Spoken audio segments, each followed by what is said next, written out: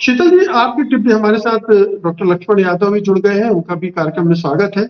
शीतल जी, मैं ये समझने की कोशिश कर रहा हूँ कि दरअसल ये क्राइसिस है कितनी बड़ी। अगर 32-33% मराठा है और शिंदे ने उनको अपने पक्ष में कर लिया है, जो कि उनके साथ आने की वजह से उसका फायदा बीजेपी को भी मिलेगा और जो फैक्शन एनसीपी का है उसको भी मिलेगा।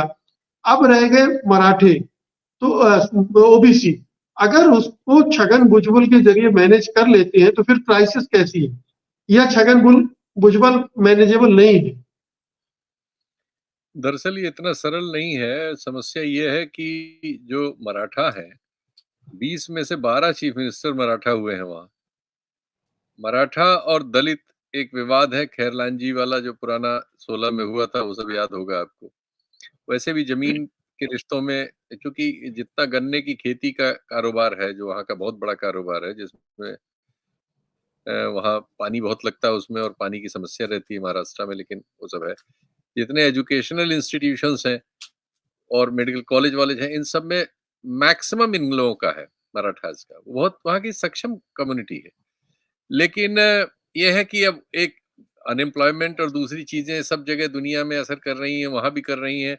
वहां भी एक एक सेक्शन में, जो बड़ा सेक्शन है, चूंकि आबादी आप जैसा बता ही रहे हैं 32-33% है, पता नहीं इसका सबका बहुत डिटेल नहीं है, क्योंकि ये नहीं पता लग पाता कि SC ST कितने हैं फिर वहां पे, और माइनॉरिटी भी कुछ होगा ही।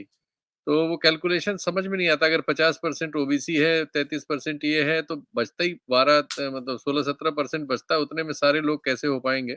सवर्ण भी देखिए, होंगे तो 13% एसटी है, शेड्यूल कास्ट 13% है और एसटी 7%।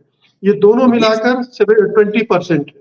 तो 20 वो हो गए, और आपने इन दोनों को जोड़ दिया 50, 3 83, तो फिर बाकी कहाँ गए? मुसलमान भी होंगे 2-4%, 5%, और सवर्ण भी होंगे।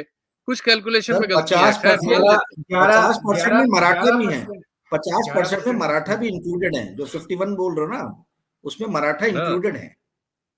जो पता 51 है नहीं, वो ओबीसी प्लस मराठा मतलब है। कुल मिला के एक कंफ्यूजिंग फिगर है। लेकिन मैं ये कह रहा हूँ कि वहाँ कॉन्ट्रडिक्शन जो है, दलित और मराठे के बीच भी है, ओबीसी मराठा के बीच भी है, और जनरल चीजें जो होती हैं वो तो है ही है। मराठा वहाँ की सक्षम जाति है। मेरा सिर्फ कहने का पर्पज ये था कि उनके पास ही साधन वाधन दिखाने, और राजनीति में भी 12-12, अब 20 में से चीफ मिनिस्टर उनके हुए हैं। लेजिस्लेटर्स में 40% तक उनके रहते रहे हैं, कम ज्यादा थोड़े बहुत होते हैं, तो उनका कंट्रोल है उस तरह से। एनसीपी में दो ग्रुप है, जो अभी डिवीजन के बाद ये ट्रिक कोशिश की गई होगी कि उसमें जो इनके साथ वाला ग्रुप है, उसके पक्ष में मराठा मतदाता आ जाए।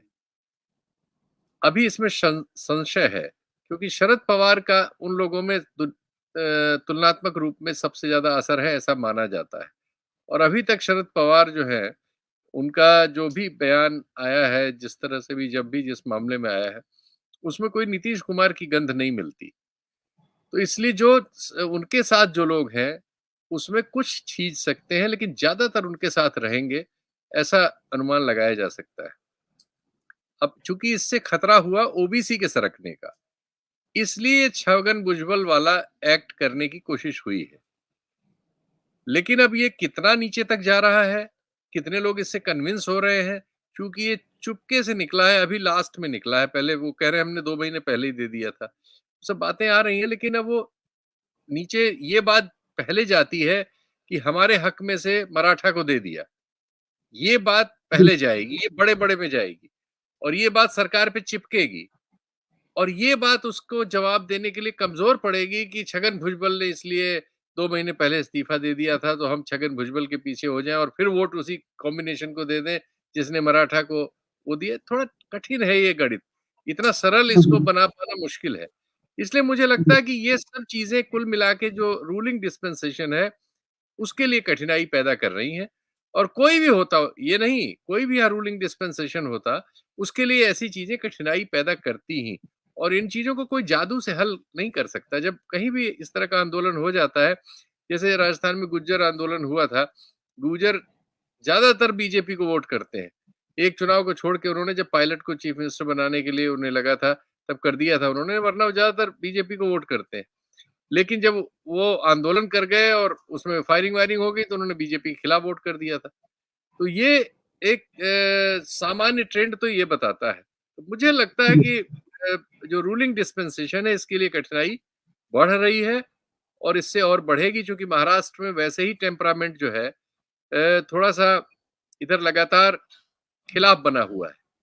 तो ये जी। घटनाएँ भी उसमें थोड़ा और आग पानी का काम करेंगी। मेरा ये अनुमान है, लेकिन मैं बहुत नहीं जान रहा हूँ, दूर से पढ़ के बता रहा हूँ आपको, तो ये पता नहीं इसमें जी। कितना क्या जी। है। सत्य हिंदी का ऐप डाउनलोड करें गूगल प्ले स्टोर पर।